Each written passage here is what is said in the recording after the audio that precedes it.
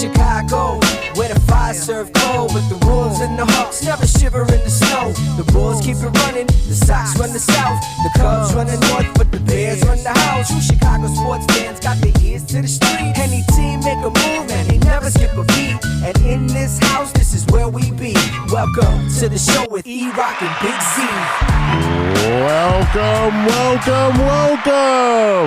Welcome to Chicago. Coming from the True Chicago Sports Fan Cave, the home of the AL Central Division Chicago White Sox. This is the TCSF podcast with E-Rock and Big Z. Oh, yeah. Episode 66 is brought to you by 606 Media, True Chicago Sports Fans, ACSI, and Grit Clothing Company. Don't forget to go to gritclothingco.com and get your official TCSF podcast t-shirts. Search for keyword True Chicago and use our promo code TrueFan15 for 15% off your entire order. That is TrueFan15. Go and get your official TCSF shirts now. Go get them. As always, I am Big Z, and I'm here with my host, my co-host, E-Rock. What up, E?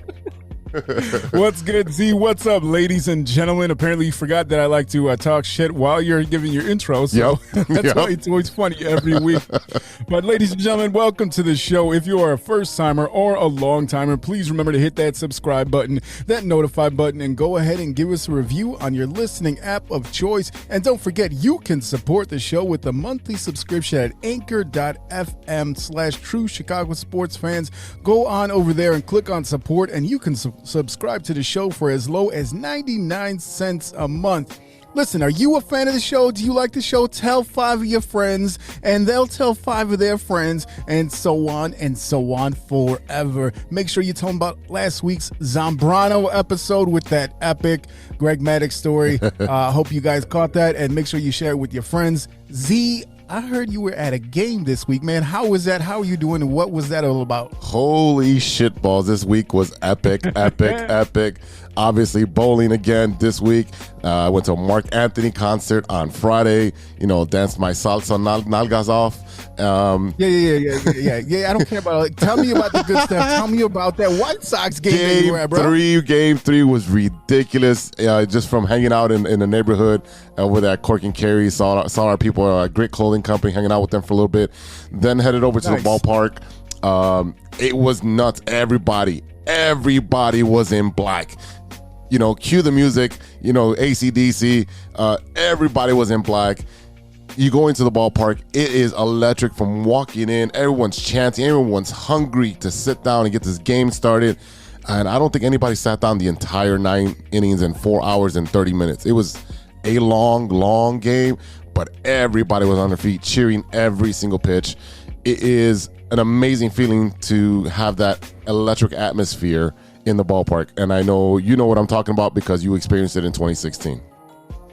Yeah, man. I mean, like I said, I was just at my first Sox game a couple weeks ago, and I mean, even as it was there, you know, it wasn't a really important game towards the end of the season, but it was a lot of fun. So I could just imagine what that was like to be there. And look, from sitting here from home watching that game, you know, I shared a lot of the anxiety as White Sox fans must have been feeling when you're already down 5-1 to start the game. And yeah, man, I wasn't. I was a little nervous about the outcome, but it was a nice comeback for them to win because, you know, we already know that they are the best AL team at home this season. So I think a little home cooking was definitely what they needed.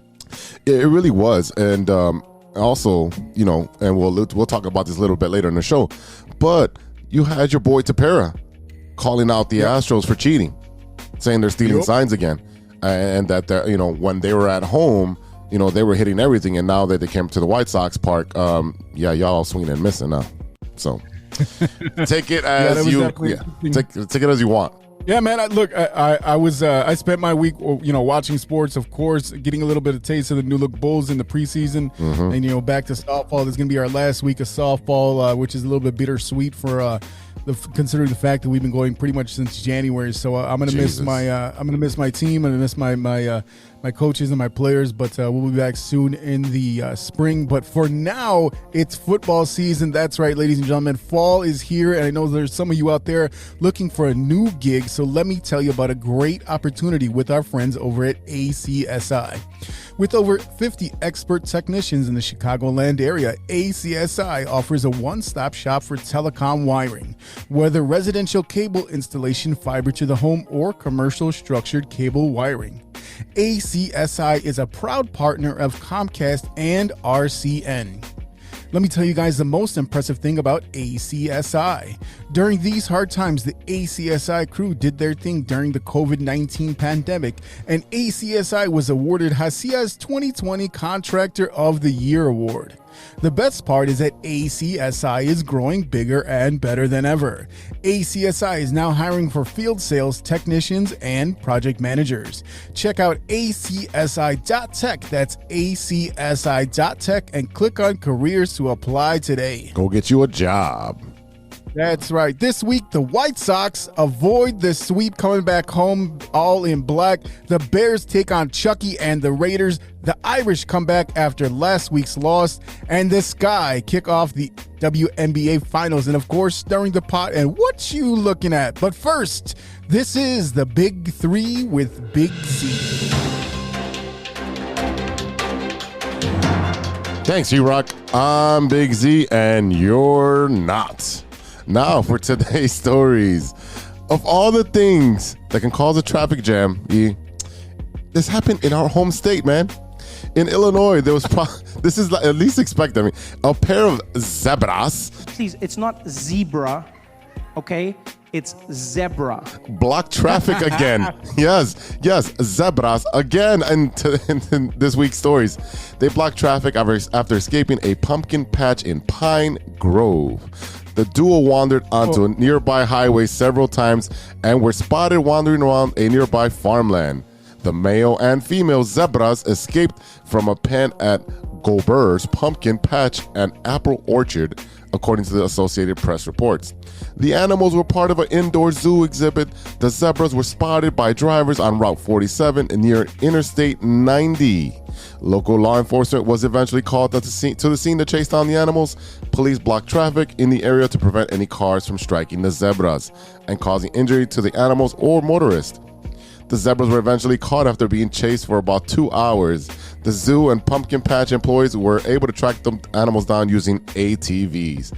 Hey man, what the hell is going on with all these zebras all over the world, man? Hey, listen up.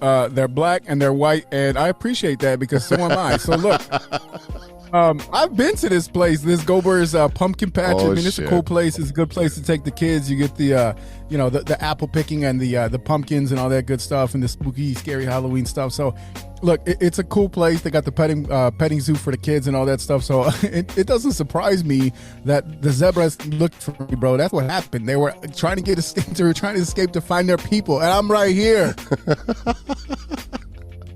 I think you're the one letting these zebras out, man. That's what I'm thinking, man.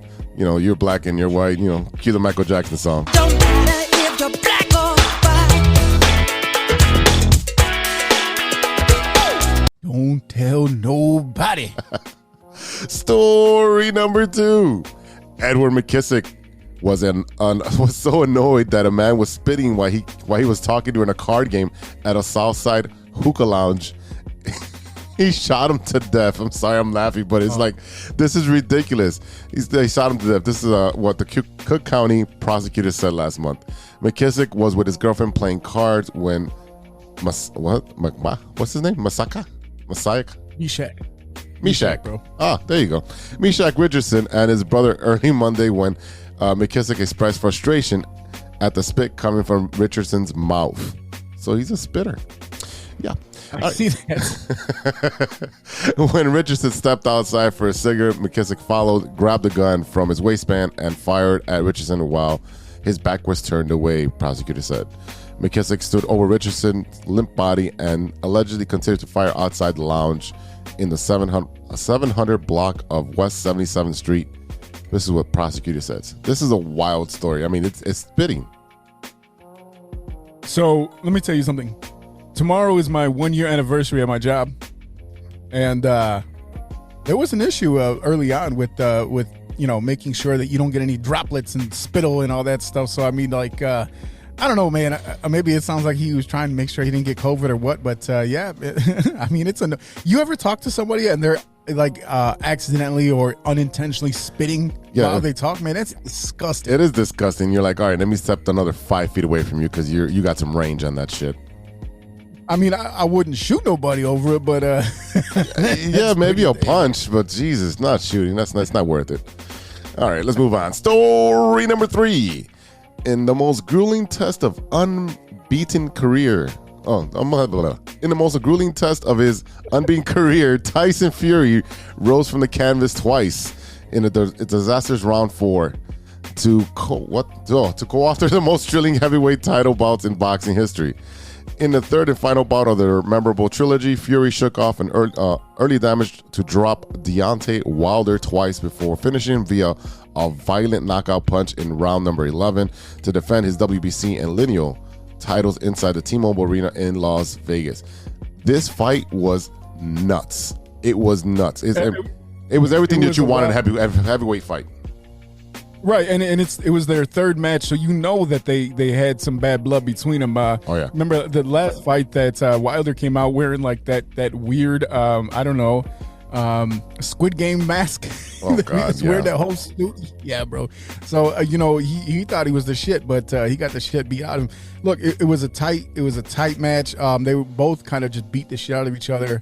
And yeah, I mean, look, Fury, he's now 31-0 with 22 knockouts. I mean, he led the scorecards 95-91, 94-92, and 95-92 at the time of the stoppage, and he was forced to overcome an almost inhumane amount of resiliency shown by Wilder, who is now 42-1 with 41 knockouts. It was their first fight since both of them, since they fought in 2020. And Fury actually came out after the fight and talked about his training and thanked his team. 100%. And I came into this fight tonight thinking, you can only do your best in life, and whatever's meant to be, whatever's destined, written in the stars for you will be. And that's it. I trained hard, I dedicated my life, and I got the victory tonight. And I just want to say thank you to God and thank you to all my team and all that. And it was a great time. But yeah, I mean, he, like I said, they do have some bad blood, and he did have a little bit to say about his boy Wilder after the fight as well. And at the end, you went over to see him. What did you say to him? Just said, well done. And he said, I don't want to show any sportsmanship or respect. I said, no problem. Is that what he said to you? Yeah. Are you surprised by that? Very surprised. Sore loser, an idiot. Because you're all about respect, and he showed guts, but not respect. That's bizarre. Do you know what? To be a top fighting man, you got to show guts and respect. And he couldn't do it tonight. And that was it. Does that really surprise you, Tyson? Would you like to have seen him just hold his hands up and say, I lost to the better man tonight, like I did last? Yeah, 100%, but he couldn't do it. So I'll pray for him. I'm just thankful that we all get out of the fight in one piece and we go on to our lovely families, and that's it. This reminds me of Conor McGregor fight when he mentioned, hey, we all got safe, we all went home safe to our families and stuff like that. So these dudes, they're gigantic, man, and there's a lot of animosity between the two.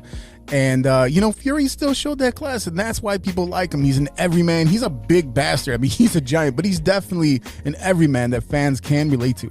Yeah, that late knockout in the 11th round was ridiculous. And, I was watching the fight, and I was getting mad because just because a couple of things. I don't like the clinching. I hate the clinching, and there was a lot of clinching and headlocks, and that just annoys me because it slows down the fight. But I get it. But you know what that's about. Oh, yeah, they're tired, and it's strategy. Yeah. But that knockout where he almost went through the ropes, I mean, that was insane. He almost took his head off. I mean, this is one of them fights right there that can actually compete with MMA, with UFC. Because, I mean, we watch UFC and you just see them get the shit knocked out of each other.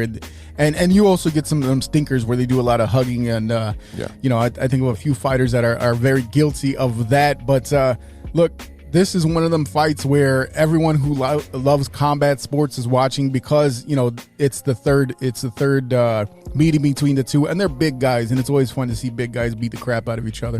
It sure is. All right, y'all, let's take a quick break, and we'll be right back after a word from our sponsors.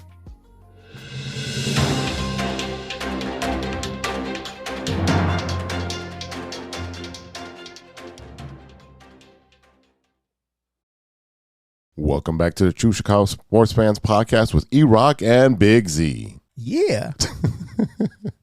This is The Loop, our Chicago Sports Roundup, where we keep you in the loop. This is Chicago. Doors open on the left at Chicago. Welcome to Chicago. Welcome to Chicago. Welcome to Chicago. This is Chicago. Doors open on the left at Chicago. Welcome to Chicago. Yo, E, what's going on with our beloved Chicago Bears?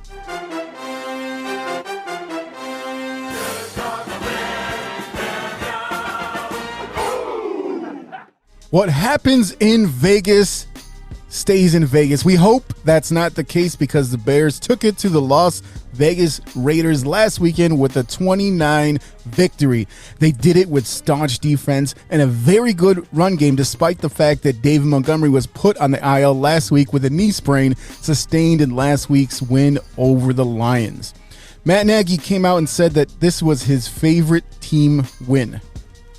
Well, I'll start off by saying, number one, just super proud of our players, our coaches, our fans, everybody. This was one of my favorite team wins because it was so complimentary. I think you especially think of that third quarter just going back and forth. You know, we talked about last night in the team meeting. We talked about it all week long. This was going to be a fist fight in the back alley, and ironically, we're out here with that big fight last night, and I think you could kind of feel how that was going to go today. So our players just really stepped up to the plate when they needed to at big time moments, and I just you can't pick any one person out. Just everybody did a good job. So you noticed that he alluded to that Fury and Wilder fight that took place in Vegas the night before. Yeah, I hope I'll watch that together, and they got hyped up. I mean, I think that was the after effect of the fight. They came out and they're ready to play. They're ready to go up to Vegas and punch the Raiders in the face, and that's what it looked like. Yeah, I mean, the thing is that with Dave Montgomery on the shelf, the Bears turned to Damian Williams and Khalil Herbert, who combined for 143 rushing yards and a rushing touchdown by Williams. Justin Fields actually spoke about having the support of his team and not having to do it all by himself. It's awesome. I think it gets our offense going. I think it gets our O-line confidence that, that we're moving those guys up front. So, like I said, if we can get the running game going like that every week, it's definitely going to open the offense up. So, the running game was a big part of this game. We're like you said, we don't have to rely on Justin Fields in his third career start to do everything by himself. Right. The biggest thing that we've been saying for the longest, I would say for the last 2, maybe even 3 years, is that the run game is going to open up the entire field for you. Now you have a rookie quarterback. If he doesn't have the pressure of the world of beating every single team by himself with his arm, he doesn't have to worry about that now because he's got a running game. And you can tell that this has been Bill's laser stamp right here saying, hey, we're going to run it. We're going to do all these different formations. We're going to take the pressure off you. Here, you might have to dink and dunk a little bit just to pull these linebackers in, and then we're going to throw over the top. And that's how you get the big plays. And you complement it with a running game. That is a winning formula. Absolutely. And the thing is that with a good, like I said, a third career start for Justin Fields, considering the fact that they got beat to a pulp in that first game against the Browns, he came back against the Lions with a couple of deep throws. They didn't have like these really big, flashy deep throws in this game. But, Justin Fields did talk a little bit about gaining confidence the more he gets to play. The more I play, the more confident I get, of course. And, my teammates, offense and defense, they help me keep that confidence and, just keep myself going. So, it was mentioned several times that Khalil Mack and Raiders quarterback Derek Carr are good friends going back from their early days as teammates back in Oakland. But every week we're seeing my boy Roquan Smith become more and more of a leader on this team. He spoke about how good it felt to be on the road and surprise a lot of fans with the win. It was huge. Not many people at us doing what we did. So, it was a little adversity throughout the game, but I felt like we came out and did what we had to do to get the job done. It feels great. Yeah, it also sounds like Club Dub is back, and new running back Damian Williams spoke about the road win as well. Oh man, my blood's still going. I feel like I did more in the locker room just now than I did on the field, or the dancing we was doing. But no, it was a great team victory. You know what I'm saying? So we felt good, felt great about this win. So what I'm noticing is a trend where they all talk about it being a team victory, and I'm sure that's something that Matt Nagy talked about in the locker room. It's important, especially when you have a young guy behind center, to make sure that all of your cylinders are firing and that you can support him because he needs it. Now, we know that he's going to be a great player as far as we can tell. I mean, he's got the skill. It seems like he has the intangibles. Once he was announced earlier in the week that he was going to be the starter going forward, he actually came out and he mentioned that his parents wanted to take him out to dinner. And they went out to dinner, and he's like, "No, I'm gonna stay home. I'm gonna study the plays." So that was really impressive to me.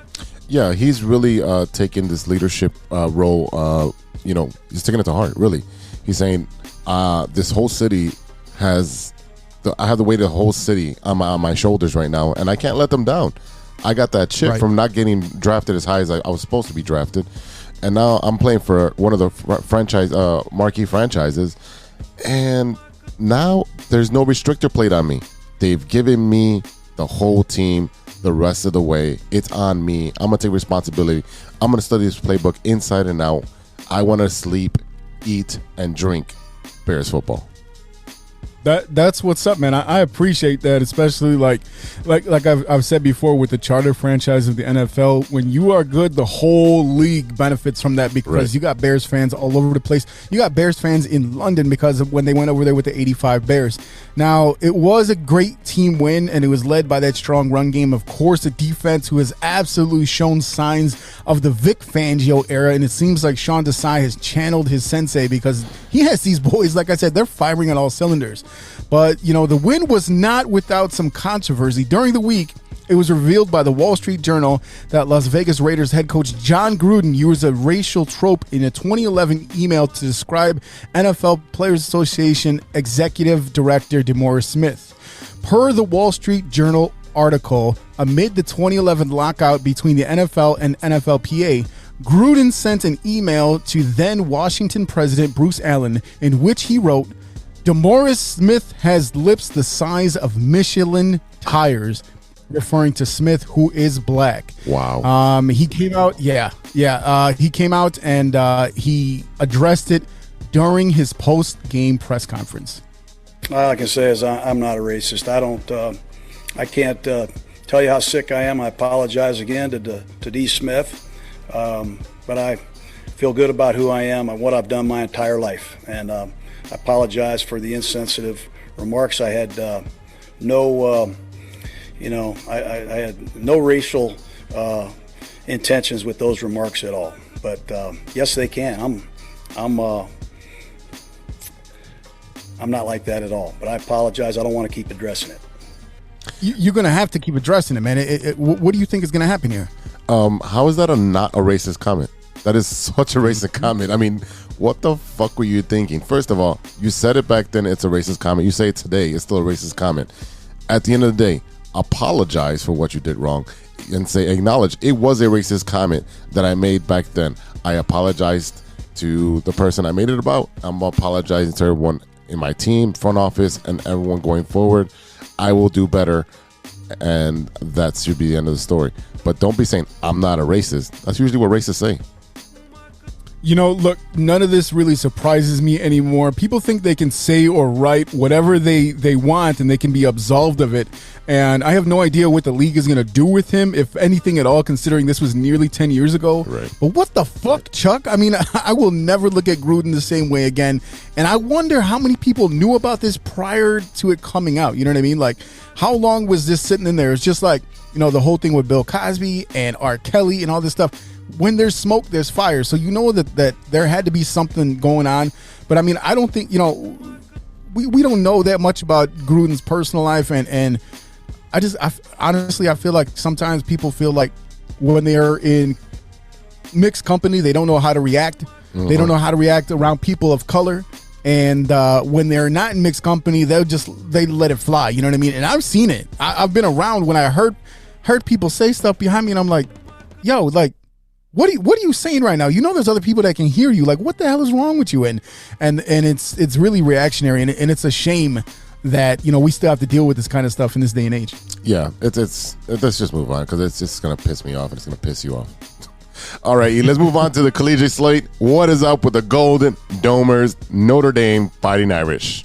All right, Notre Dame faced a tough Virginia Tech team, and for a while it looked like their chance at a Big Six New Year's Bowl game was on the ropes, but they came back with a late touchdown and a 2-point conversion before kicking a game-winning field goal. Notre Dame knocking on the door. He's going to throw it, and right there at the goal line, stop, but did he get in? He did. Touchdown. Notre Dame with a touchdown. Avery Davis.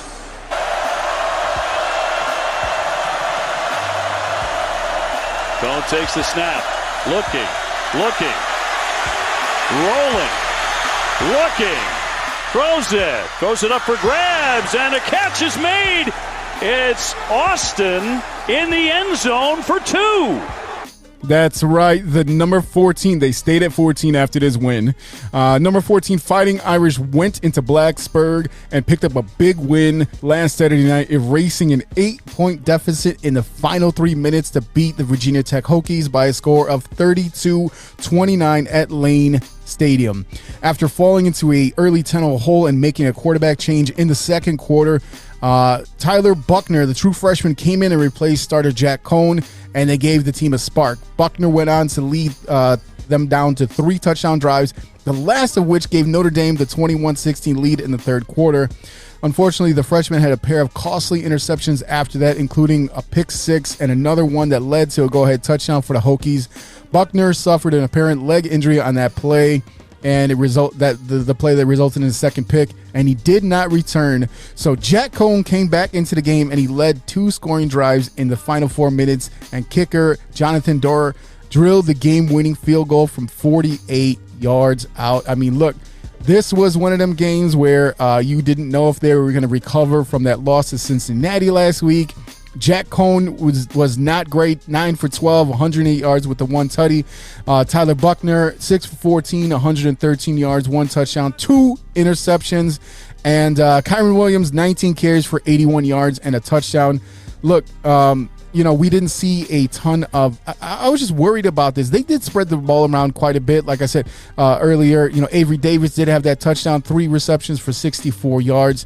And I was worried that it was going to be all over for the Irish coming down in the last minute. And the thing is that this game was not on regular TV. It was on the ACC network, which they play their basketball. We talked about them in their conference last week. The rest of their athletics plays in the ACC. So for whatever reason, they decided, because it was a Hokies home game, the Irish were not on regular TV. They were not on NBC. So I actually listened to this game on the radio, and I'm pacing back and forth in my basement like it's 1967, bro. So you made a groove in your basement and on the floor? From pacing back and forth? You know that concrete is dented right now. Brian Kelly did come out and talked about how proud he was and what kind of victory this was and what it meant to this team. I've been in a lot of games, coached a lot of games, but I don't know that I've ever coached a group of guys that had such resolve and mental toughness that regardless of the situation, they just kept playing, unfazed by the circumstances. Look, last week they got their dicks kicked in the dirt by Cincy, and this was a nice comeback win. Like I said, it helped them hold on to a chance of being able to play in one of the big New Year's Day bowl games. A second loss would have likely knocked them out of consideration for one of them games. So what is your expectation for this team? I mean, obviously, this is a rebuilding year for the Irish. The fact that they're winning games is a plus right now. They have a quarterback carousel right now with guys getting hurt left and right. hey, you get in. No, you get hurt. All right, you get in. No, you're hurt. You get in. I mean, at this point, you're about to be get your number called. Look, Jack Cohn is the guy that they brought over from Wisconsin. That's why it was such a big, important game for when they did play Wisconsin. You know, they have the freshmen. Every team has this. If you look at Oklahoma, for example, you got Spencer Rattler, who I talked before about that show QB1 on Netflix where Justin Fields was on there. Well, Spencer Rattler was another one of the quarterbacks, the big name quarterbacks, and he came into the season as a Heisman favorite. And he's over there in Oklahoma, and he's been sucking it up. I mean, last year in the Red River Showdown against Texas, he got taken out of the game. This year in the Red River Showdown against Texas, he got taken out of the game again, and it got replaced with the backup who is a freshman. So you never know when it comes to these quarterbacks. They're moving around all the time. This is a very similar example where they have guys that can come in, the young guys who they know is the future of the team for the next couple of years. And Cohn is over here trying to make a name for himself, so he'll get drafted in the NFL. Now, how good is this team? Look, this is just as good as any other Notre Dame team. It's not like they're world killers. It's not like they're world beaters. They go out there and play who's in front of them. But, I mean, I don't think that if you're being a realistic Notre Dame fan, I don't think you ever really truly expect them to compete with the big schools, the Clemsons, the Alabamas, schools like that. Mm-hmm. You just hope that you can get in and make some noise along the way and hopefully knock off a couple of these known schools like the Hokies and stuff like that. Cincinnati, which is actually doing a really good job this year. And you're just hoping, like I said, to make one of them big bowl games, because to them that is like a championship game. There's so many schools in college that play football that making one of those Big Six is a big deal. Well, that's great. So you're expecting a bowl game out of these guys? I mean, well, I expect them to play one of the, you got what, the I don't know, Cotton Bowl, Sugar Bowl, Orange Bowl. 27 different bowls, yeah. I mean, so many bowls. Yeah, you know what I mean? Like the Tostitos Fiesta Bowl. Whatever. So, I mean, one of these bigger bowls game. And, I mean, I think if you're a realistic Notre Dame fan, that's what you're expecting or that's what you're hoping for every year because, they've played Alabama a couple times in the championship. And, they, like I said, my favorite phrase, they got their dicks kicked in the dirt. And that's the John Lester thing right there. Yeah, I mean, be happy that your team is doing decent and gives you something entertaining to watch on Saturdays. Mm-hmm. So the next game they play, they actually get a break this Saturday. They host their longtime rival USC on October 23rd. So that's always a game I look forward to. Forever and ever, going back to Reggie Bush and Matt Leinart and all these other cats. So I mean, it's gonna be an interesting game to see that but at least finally they get a break because I'll tell you what, when you go down their schedule so far, every team that they've played had a bye week before, so they actually had 2 weeks to prepare, and Notre Dame's still been doing their thing except for last week in Cincy. So hey, what is going on with Chicago's Big Ten team? The Northwestern Wildcats had a bye. So they will host, no wins, no losses. So they host Rutgers next week on Saturday, 10-16. Yeah. All right. So what about your other favorite team, the Fighting Illini? Oh, those cats ain't fighting nobody, man. They better stay home. Illinois sucks. Wisconsin blew them out 24-0. It should have been a lot more, but Wisconsin's not even that good either. These bums don't deserve any time. So let's move on to a championship caliber team, the Chicago Sky.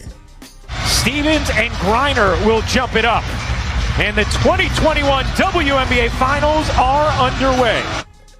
The Chicago Sky took on the Red Hot Mercury in Phoenix to kick off the best of 5 WNBA Finals this past Sunday, hoping to keep their Cinderella story on track to hoist the trophy for the first time.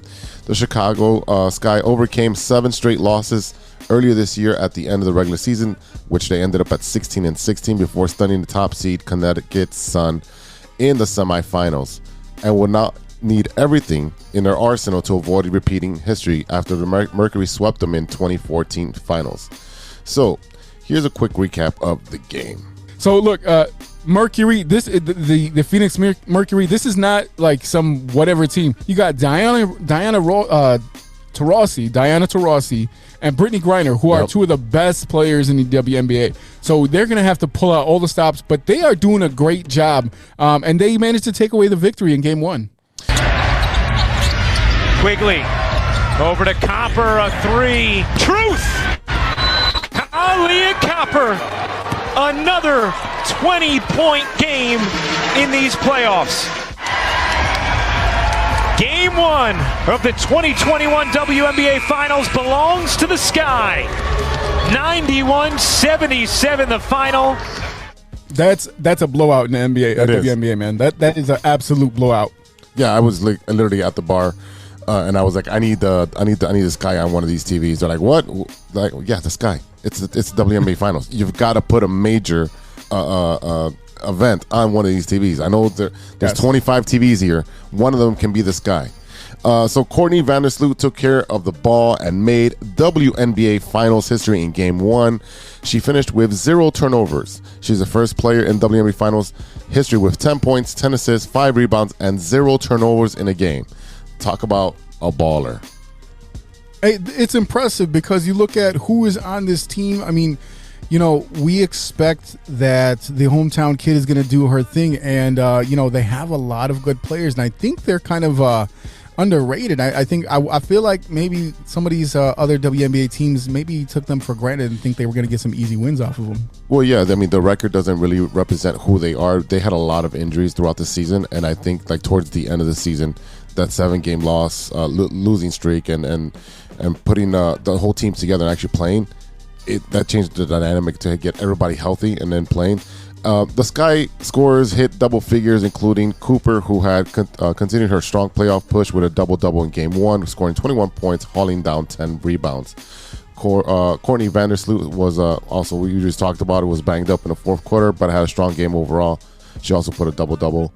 And let's see, Stevens and Candace Parker, both who were going to be tasked with trying to stop a dominant Mercury squad on the board, certainly just did that. They both had 8 rebounds apiece. Parker chipped in with 16 points. I love watching women's basketball at an elite level just because it's so fundamentally sound, and there's not flopping like in the NBA. It's more pure. It's like watching college basketball for men. It's a little bit more pure and more fun to watch. Well, because they, you know, in the NBA, they know that they can get away with it like it's, you know, EuroLeague soccer. So I mean, they'll sit there and try. I mean, look at LeBron right there, LaFlop. And when it really comes down to it, I mean, you look at most NBA fans that don't like the Lakers or don't like LeBron, it's because of that. You know what I mean? Like, you see a guy that's so dominant and he's falling all over the place. So it's great to see not just a team that we know, but a local team with some local talent on it, you know, go out there and do their thing.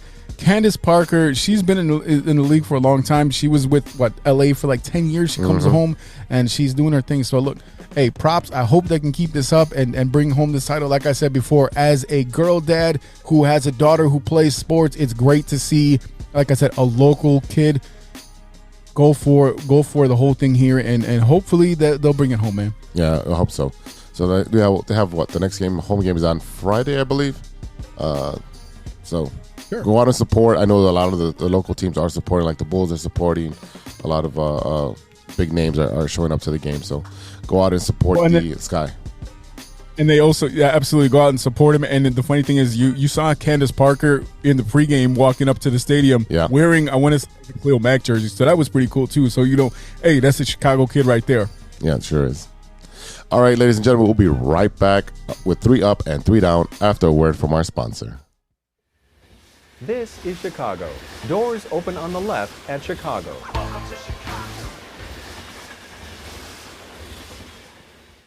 We all know that 2020 was no joke, and with an ever-changing world climate, many people are looking for a new opportunity. Guys, are you looking for a career that rewards effort and makes you feel valued as a team member? Let me tell you a little about our friends at ACSI. ACSI is a certified RCN business agent. They provide the same RCN services with a personalized touch. Their sales and technician teams work hand in hand, ensuring your experience will be smooth and pleasant. Gone are the days of being transferred from one person to the next. At ACSI, they handle everything from start to finish. It's never been so easy to get internet service. ACSI is a growing Chicagoland company that encourages personal growth and rewards perseverance. As they expand, they're looking for passionate, responsible, and honest professionals to join their team. A career with ACSI means you'll be part of a hardworking, flexible, and dynamic team that is a leader in the installation of cable and internet services in the Chicagoland area. Best of all, ACSI was awarded Hacia's 2020 Contractor of the Year Award. Are you ready to grow with a local Chicago company on the rise? Check out acsi.tech and click on careers to get started. That's acsi.tech and click on careers. Welcome back to the True Chicago Sports Fans Podcast with E-Rock and Big Z. Yeah. It's time to touch bases with our baseball teams. This is 3 Up and 3 Down. I think I'll perplex him with my slow ball. 1, 2, 3 strikes, you're out. All right, man. It's playoff time. I'm not even going to mention the Cubs because I'm giving you the floor once again. So here we go.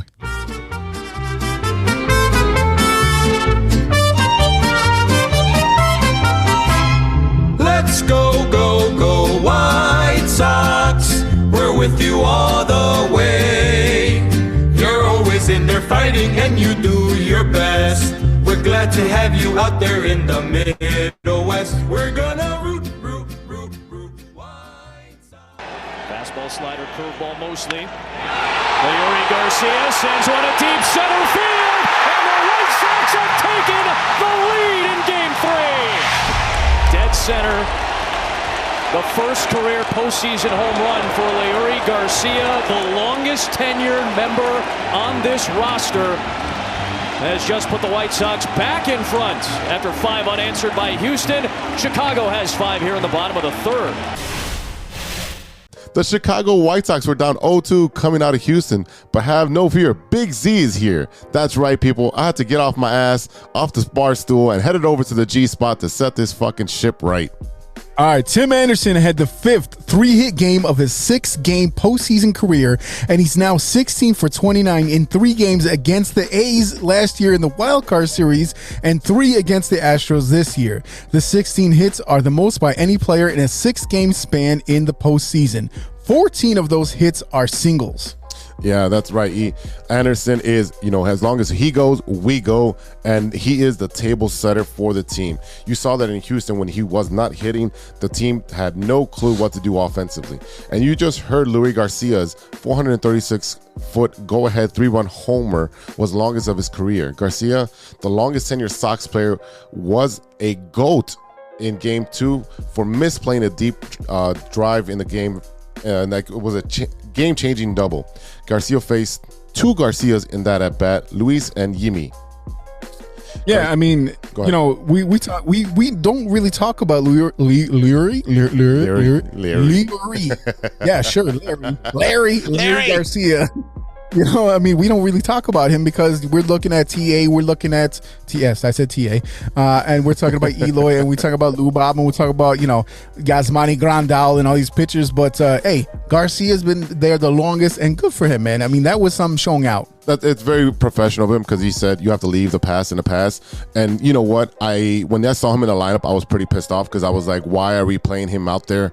But then again, here we go, La Russa, the fucking wizard of the Bozo show, doody, fucking sleeping in there, and he's making the right moves again. Maybe he fell asleep in the first 2 games because he put a fastball pitcher versus the best fastball hitting team in the major leagues, and then he really just gave up Game 1. Game 2, it was a little bit more competitive, but again, he's making these moves, and you're like, what the fuck are you doing? So the pitching staff showed up. Michael Kopech, Ryan Tepera, Aaron Bummer, Craig Kimbrell, and Liam Hendricks combined to retire 16 consecutive Astro hitters in Game 3. The cheating bums couldn't do shit last night, and the bats woke up for the South Side. And it's Hendricks facing Aledmys Diaz, who swings at the first pitch and sends it to center. 1 away in the 9th.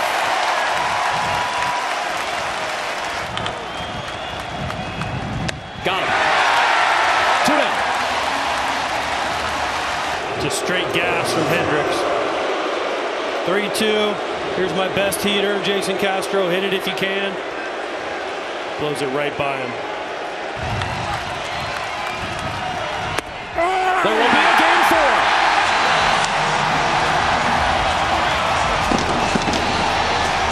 4. Their first That sound is so sweet. I love hearing those fireworks at the end of the game because it just solidifies it. We just whooped your ass. Sunday's crowd of over 40,000 dressed in black for effect got down and nasty with the Astros second baseman Jose Altuve for chanting, "Fuck Altuve." Yes, I was part of that. And their favorite target for venting the disdain of the Astros sign-stealing scandal from 2017 and 2018. When La Russa was asked... yeah, go ahead. Go ahead. No, go ahead. Look, it was interesting because you did hear a little bit of rumblings about them and what they were doing. And like I said earlier on, when they were getting ready to head into the postseason, they already sent some advanced scouts before the end of the regular season to see if they saw any shady shit going on with the Astros. So, you know, this doesn't surprise me. And it's funny because Altuve is the one that getting the most of the brunt of this because of the whole shirt thing. Mm-hmm. And, none of the players on that team really got punished whatsoever. I mean, it's still kind of wild to me that happened, and there was no consequence whatsoever. So the thing that's frustrating to me about the Astros is the fact that they are a good team. I looked forward to seeing them. I was glad that they won a couple years ago, and it's shitty that it came out later that they were doing all this shady shit. But I was happy for them at the time. I can't, you know, I'm not rooting for them now. You know what I mean? I can't now with the White Sox, but it's disappointing to see that that all came out in the wash. And I don't blame Sox fans for going out there and going, "Fuck Altuve." So could you hear that? Could you hear it on TV?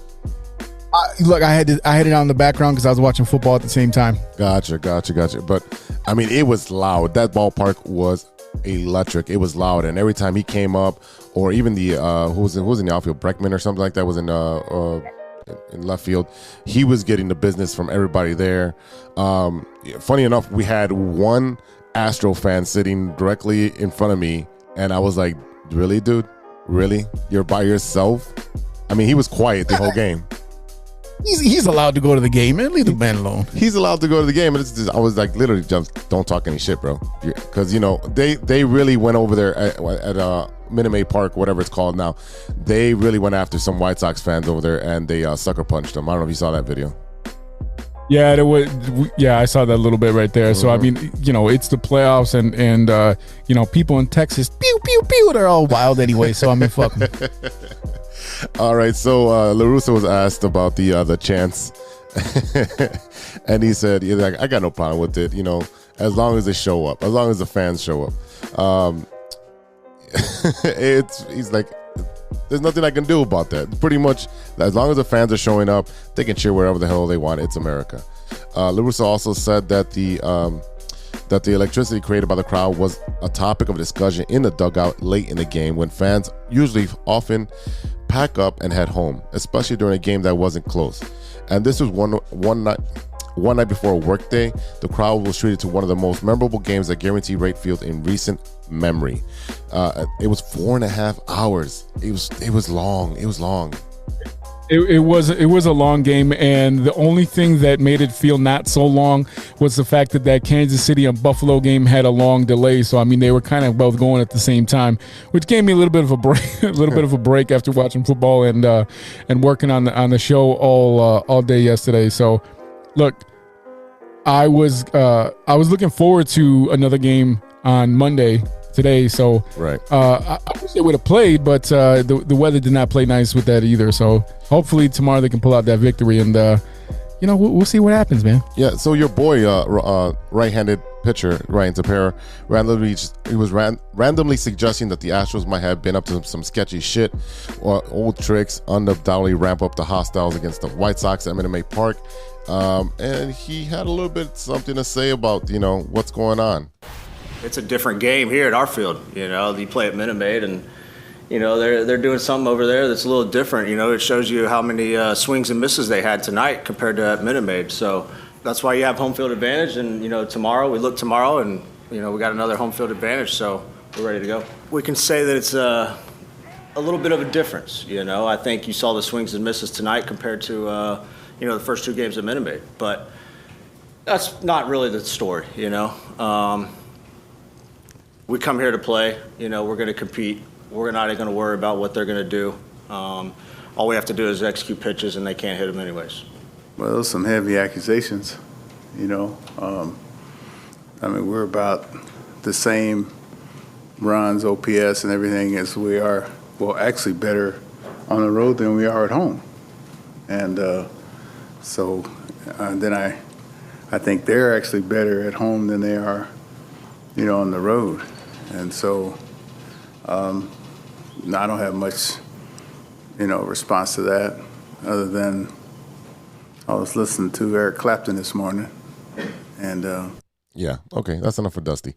So hey, go ahead. I'm gonna give you that time. So here's the thing: Tapera, former Cub, talking shit. Have you ever heard? I've never heard this guy talk before. I didn't know what the hell I was expecting out of his voice. I don't know, but I will say this: Dusty Baker, who we talked about last week, was Zambrano.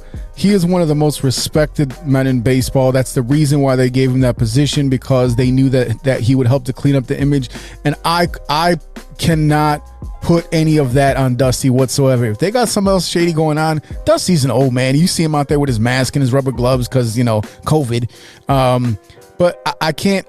Dusty's out there talking about, it's strong accusations, and it definitely is. I cannot put this on Dusty Baker. If they got something else shady going on, that's different. But I will not sit here and blame this on Dusty. No, Dusty really has nothing to do with it. And the problem with the Astros now, they have not given him a contract extension for as good as a job he's been doing and all the shit he's been taking because of all the leftover residuals of the cheating scandal. So, obviously they hired him for a reason, because he's respected around the whole league. And he's gonna, he's in the playoffs and he's a sitting dunk. He should have a contract extension, but that's a conversation for the Astros podcast and not our podcast. So the White Sox have the best home record in the American League and welcome one more boost on Tuesday afternoon. That is, if the crowd's willing to do it again. So y'all show up, get that place rocking. That's actually what catcher Yasmani Grandal said. He said the place was rocking. Hopefully we'll have it tomorrow again, and we'll keep it rocking and keep it going. A couple notes from Sunday's leftovers. The runs scored in a 12-6 win in Game 3 Sunday are the second most in a postseason game in franchise history. The 16 hits were a franchise postseason record as well. Before Grandal homered in the third inning, the White Sox had 20 consecutive singles to begin the postseason, the longest such streak in MLB history, breaking the previous streak of 19 singles by the 2008 Angels. So now, given that we have an extra day of rest to do the postponement of the weather, the Houston Astros will now start Lance McCullers Jr., the Game 1 starter, who's a beast. He's going to start tomorrow against the White Sox. It was been announced, so they made that change. Game 4 starter for us is going to be Carlos Rodon. So hopefully he is 100% and can give us everything he's got. I think the reason that they end up going with Rodon, even with this unscheduled day off, is the fact that in Game 1, Lance versus Lance, Lance McCullers definitely took that. My big concern is now, you look at Game 1, you saw Lance Lynn not able to really get it going and kind of faltering. And we saw the Game 3 starter, Dylan Cease, kind of have the same issue. You know what I mean? Right. So when you're going to need Rodon to show up and show out, because that if you plan on going any further in this postseason, you're going to need to know that you can count on a different guy than Lance Lynn or Dylan Cease, because right now in their first postseason start of this season, they ain't getting it done, bro. No, they're really not. And to be honest with you, tomorrow, every pitcher should be in the bullpen. Everyone is available. It's a do or die game. It's a do or die game. And you know what? If Carlos Rodon can give us 1, 3, 5, or 7 innings, I'm happy with it, because I believe in our bullpen and I believe in everyone else that you can put out there. You still have Lopez that's available. You have Tapera's a motherfucker that can pitch all day. You can put Hendricks anywhere. He's got that intensity. He can pitch anywhere. And I still, like I said, and you've also agreed with me that Kimbrel should be the closer. Hey, you notice that Kimbrel really gets fired up for the end of the game, and that's where he does his best work. So I know that a lot of White Sox fans have given us Cubs fans shit, saying that we stole players because, Kimbrel has been garbage since he's been with the White Sox. You put him in a high leverage situation, he does pretty well. But, that's just not what he's not used to being the setup guy. So you got a couple of guys in that bullpen who can stretch it out. And that's what we talked about before the start of this postseason. It is important for a guy like Kopech, for a guy like Crochet to come out of that. Now, I think we both agree that at some point, whether it's next year or the following year, we think that Kopech is going to be a long-term starter. So this is where you see, does he have that blood, that ice in his veins? Is he going to be able to come in a high leverage situation when your starter went up there and gave up a couple runs and you got to recover? Because you, like I said, the postseason, you're down by a couple runs, it's time to go. And you got to be able to come in and do that. Now, it's different coming out of the bullpen and trying to recover, versus starting at the beginning of the game. You got a guy like Lopez who you've seen do really well starting, but again, the key for this series is going to be what Rodon does in Game 4. It is. Rodon's got to set the table and be dominant, because the last time he had, I think over 5 innings was like July 27th or something like that. So he's had like a tired arm, and his last outing versus Cincinnati, it was a good outing, but it's Cincinnati. I mean, they have some good at-bats, but they're not the Astros at all. So what I expect from Rodon is for him to come out and show his dominance. And hopefully he has the velocity that he had all year and the control to go along with it, because if he doesn't, you're going to see a bullpen day of everybody being emptied out of the bullpen. And to be honest with you, the bats have to be there again. The bats have to be there. Oh, 100%. And that's the thing, is that, we know that they have the best home record in the AL all season, but you have to still go and play a Game 5. Assuming they win Game 4, you have to go and play a Game 5 in Houston. And you need a starter who's going to be able to carry you, whether it's going to be Lance Lynn. Like I said, I don't think we can rely on Dylan Cease or Lance Lynn. So, who are you going to start? You're going to start Lopez? Who are you going to start in that Game 5? Game 5 is going to be Giolito. It's got to be Giolito. Okay. Because it can't be Lance Lynn at all. No, I don't trust Lance Lynn. No. How can you? No, not against the Astros. So Wednesday. So Tuesday and Wednesday. So those are going to be important games. Let's get through Tuesday, get that win, and then Wednesday, let's get another win. It can be done. People, have faith in your team. Go support your team. Watch it. If you can, go to the game tomorrow. I know it's an early game. I think it's a 1:20 game. Go out there and cheer your ass off. Look, we all know that I'm a Cubs fan. I got the Cubs hat on right now. I got the W flag behind me. I got the jersey in front of me. Let's go White Sox. Let's do it. And let's get the White Sox to the World Series. Let's get the Chicago Sky to win a championship. Let's get some double champions in October. Yeah, and hey, if we can get the Bears in the playoffs, that'll be a plus. I think the Bears can do it. You just gotta be consistent, and they're gonna need Montgomery to come back soon. And don't forget, we got Green Bay coming up, so that's gonna be a tricky game. Yeah, it sure will be. All right, y'all, we'll be right back with Stirring the Pot after a word from our sponsor. I think I'll perplex him with my slow ball. 1, 2, 3 strikes, you're out. Hey, true Chicago sports fans, show off your Chicago pride with some fresh clothes from Grit Clothing Company. At Grit Clothing, they create that simple yet classic style that represents that Chicago Southside lifestyle. From t-shirts to hoodies, hats to glassware, they've got you covered. Grit has everything you need to represent your Chicago pride. So do it right now. Check out gritclothingco.com and use the promo code TrueFan15. TrueFan15. For 15% off your entire order. Let me say it again. That's gritclothingco.com and use the promo code TrueFan15 for 15% off of your entire order.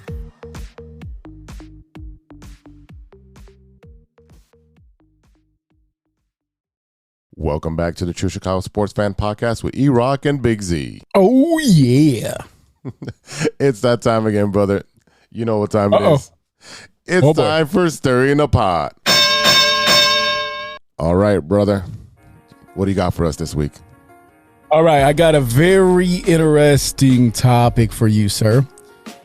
If let's put a scenario out there, right? Oh boy, I'm scared. The Cubs and the White Sox make the playoffs. Mm-hmm. The White Sox get to the AL finals and they don't make it. Okay. They lose. Okay. The Cubs make it to the World Series. Yeah. Are you, Sox fan, rooting for the Cubs in that World Series? I am, because I'm not a hater. You know me. I am not a hater. Plus, I have, like we talked about this about the 2016. You had people that you've lost that were Cub fans, and you want to see that for them. And it's a little different if they're doing it again. But Chicago over everybody. So you cheer for your city no matter what. Don't be an asshole. I'm like, oh, they're the Cubs, and if it's not my team, fuck them. No, well, you know what? It's Chicago over everybody. Right now, everyone's cheering for the Sky, the White Sox, the Bulls, the Blackhawks. You cheer for everybody except for the fucking Illini. Hey, listen up. Get your bandwagon ass the fuck out of my team. Oh, I knew you were going to turn this on me. I knew it. No, man. I'm just fucking with you, man. Look, but now I'm gonna give you a part two scenario. Oh boy, would you wear Cubs gear? No. To a game? No. To a game in Chicago at Wrigley? Nope. I will wear my that Chicago hat that I have. That's a dark blue with the red outline. I will wear that. But I am not wearing Cub gear. But I will cheer your team if I get to go. Yeah, I'm definitely gonna cheer. You're gonna root for them, but you will not wear a Cubs jersey that says Chicago across the front. I'm not wearing a Cubs jersey. Yeah, okay. Yeah. So you see? That's a hater right there. I'm not a hater. That's a hate. I don't want to be. You just said I'm a bandwagon. What's the difference between wearing a jersey and rooting for the team? If you're there to support the team, why wouldn't you wear the team's colors? Did you wear a White Sox gear to the Sox game you went to? Did you wear? I wore black and white, and I wore my True Chicago Sports Fans hoodie. Yeah, you did. But you can see my profile picture. Right. And I stood behind a big sign that says Chicago, and I took a picture. Right. And I'll do this. I'll do the same thing. I'll wear Cubs colors. And I don't own any White Sox. And it was also it was just a regular season home game. You know what I mean? It wasn't like a playoff game. Always a caveat. It's true. It's true. I don't have no Sox gear. All right then. I don't have no. Hey, we've discussed White Sox hats and shit like that. Like I've seen hats that I like that I would wear. You know what I mean? Yeah. So hey, I actually do own 2 Cubs jerseys. One is a Ryan Sammer because I want to get it signed because he was my favorite Cub growing up, and I have the softball. I have like 7 different softball jerseys, MLB jerseys. So I have the Brewers, I have the Astros, I have the Cubs. The Cubs is the dark blue one with the little white bear and a big C on it. Yeah. So I have that whole get up. You've never worn that jersey? I've worn that jersey. Oh, so you have worn Cubs gear. That's all I needed to know, bro. That's all I wanted to get out of you because I knew that deep down in your heart, you're a Cubs fan. That's what it is. I'm a Chicago fan. There you go. All right, man. Before we go, what you looking at? What have you been watching that isn't sports? You know what? It's been a crazy week. So the only thing that I was able to watch somewhat was the beginning of the Chappelle special on Netflix. So I got up to about the 15-20 minute mark and then fell asleep twice. So I need to finish watching that. The only reason I fell asleep because I was tired and it's been a long week of events. But I didn't find it as funny as the other ones. But he always makes his comedy is more. It's a smart comedy where he's teaching you kind of like George Carlin. So I really enjoy Chappelle, and he's not going to get canceled, people. So I watched it for the second time, literally right before we recorded today's show. Because I had it on before, but today I kind of sat there and I listened to it, and a lot of it, yes, he does make a lot of jokes. But one thing that he does make clear is that it is a performance. Ladies and gentlemen, it's a performance, just like singing a song, just like painting a picture. It is an art form. And if you don't understand what he's doing and what he's trying to accomplish and what he's trying to say with his words, then you don't deserve him. Because this right here, it wasn't like the knee slapper comedy type of thing where you hear silly jokes like, you hear with Fluffy or one of these other guys that just like sit there and force feed you like silly shit. Chappelle will give it to you for real, and he even tells you, he goes, "Oh, it's gonna get a lot worse than that." a lot of the show was about his interactions and his relationships with trans people, and one person in particular. So, as long as you're not a hater, as long as you don't have hate in your heart, go out there, watch this special. It was very good. And you have to go in there with a clear mind and don't have any bias about what you think you're going to see and what he says. Take it with a grain of salt and absorb it and learn how to react to it versus, just automatically having that hate in your heart and knowing that you're not going to like it. Because if you come at it that way, you will just flat out will not like it. So I watched the Ted Lasso finale. Oh yeah. The last what is it? The last episode of season 2. Yeah. Did you get a chance? I watched it. It is phenomenal. And then at the end, that twist at the end, that I was like, wow, okay. Now we got the next season. That it's going to be really good.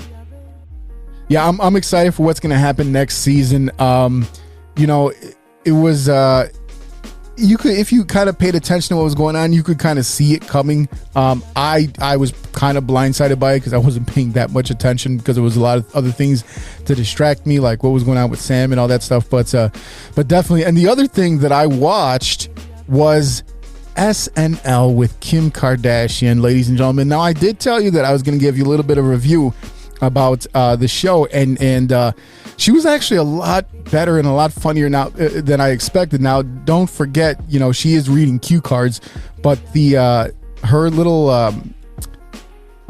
her monologue was actually pretty good. Oh. Thank you guys so much. I'm Kim Kardashian West, and it's so great to be here tonight. I know, I'm surprised to see me here too. When they asked, I was like, you want me to host? Why? I haven't had a movie premiere in a really long time. I mean, actually, I only had that one movie come out, and no one told me it was even premiering. It must have slipped my mom's mind. I think we all know what movie she's talking about. Wow, that was actually good. I'll watch it later. Her and her co-star Ray J. If you have not seen that, go ahead and put it in the Google machine. But she did.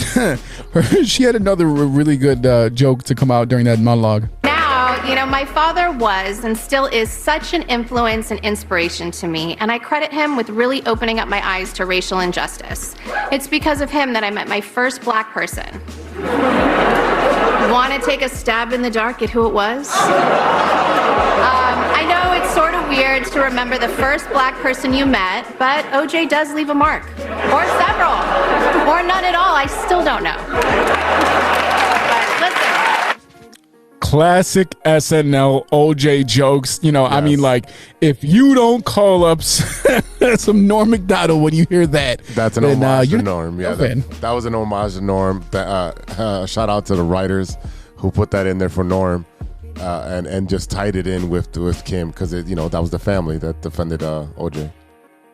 Yeah, so Robert Kardashian was one of his lawyers, and interestingly enough, I was talking about it with my wife a little bit, and we were trying to, she says she's been watching these conspiracy theories and reading stories online, and she thinks that OJ's son did it. Ooh, yeah. So that's do a little bit of deep digging on the dark web there and see what you come up with, because that's an interesting theory. And the whole thing with him going in the Bronco to kind of distract so his son could get away and all this stuff, it's a solid theory. Why, hey, if the glove don't fit, you must have quit. That's another reason why the DNA. So there's a lot of clues, kind of little breadcrumbs leading up to this theory. It's interesting. I'm not touching that one. Oh, why not? You just take a stab at it. And we're back. All right, y'all. That is it for today. Thank you so much for listening. A big thank you to our sponsors, 606 Media, True Chicago Sports Fans, ACSI, and Grit Clothing Company. Don't forget to go to gritclothingco.com and get your official TCSF podcast t-shirt. Search for keyword True Chicago and use our promo code TrueFan15 at checkout for 15% off of your entire order. That's TrueFan15. Go and get your shirts right now. Right now. Don't forget to visit our friends over at ACSI.Tech and check out their career sections to start an exciting new career in the communications industry. Go to ACSI.Tech, that's ACSI.Tech, and click on careers to apply today. I want to give a shout out to my homie, my Big Z, for bringing on Carlos Zambrano last week. Shout out to you, man. That was good. Pulling a couple strings for me and bringing in one of my favorite players from back in the day. We didn't talk about it a little bit too much last week, but I'll give you a shout out for that, and I appreciate you doing that for me. No, man. First of all, I mean, Zambrano's a bad motherfucker. Let's put it that way. When he pitched, I watched. He was one of my favorite people because I think he was at my sister's 8th grade graduation at De Diego. So he was in the crowd. What? Yeah, he was in the crowd. I forgot to mention to it because we had limited amount of time. But he was there, and I did get to meet him at that point. But obviously, we didn't remember that. But I had to pull some strings, and I had to. I mean, we had to get a good Cubs player, and you're always saying we always get Sox people, so a little change. Which is true. Yeah, it's true. So we get a little change of direction. I mean, hey, I hit up the Cubs people, and they just don't respond. They're too big for their britches there. So it is what it is. Cubs. Carlos is a humble person, a really nice guy, and I hope that we can have him on in the future again. And I'll keep working my magic and see who else I can get on the show. Yeah, man. Like I said, I appreciate you for doing that. All the work that we put into the show. When we had the our anniversary show in the summer and the Kool-Aid and all that stuff. So shout out to you for that one, and also shout out to our friends at the Some of This and Some of That podcast with Coach Mo and Justice. New episodes are now available on Apple Podcasts, and don't forget to check out the Shine Native Radio podcast, now available on all major platforms. Mike Logic, Ideal, Throw MC, and Words talk about sports, movies, and all types of ill shit. Go and check them out right now. Shout out to Ronesh, Panic, and our new beats from the homie Serious Beats for all the stuff that we played on today's show. Check out paniconthebeat.com for all your Momen merch and gear. And make sure you check out Serious Beats website, PRODbyserious.com. That's PRODbyserious.com to check out all of his music. Don't forget to check us out on social media. You can find us at True Chi Fans on Twitter. That's at True CHI Fans on Twitter and on TikTok. Find us on Facebook, Instagram, YouTube, Spotify, and reach out to us on our email, our DMs, our messaging. Hit us up. Tell us about your Stirring the Pot ideas, your movie recommendations, and tell us what you think about the show. You can email us at truechicagosportsfans@gmail.com. All right, y'all. For Big Z, this is E-Rock. We will see you next week for episode 67. Until then, be good to each other. For the love of sports.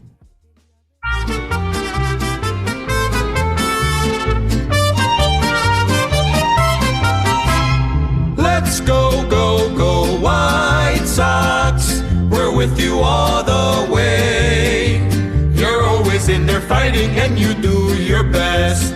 We're glad to have you out there in the Middle West. We're gonna root, root, root, root White Sox and cheer you on to victory. When we're in the stands, we'll make those rafters ring. All through the season, you will hear us sing. Let's go, go, go, White Sox. Chicago's proud. Oh, well, there's strikes 2 and 3 right there. A few moments later. Talk about Leary. You have a lot of incest. That's real. Jesus. Tim Anderson had hit. All right, you want me to take this one? No, I got it. Just got to read and be able to talk at the same time, apparently. Shut your mouth. Lover boy. Nature versus nurture, Lodge. Nature always wins. I think he's on steroids. Hasta luego, amigos. Show's over, show's over, show's over.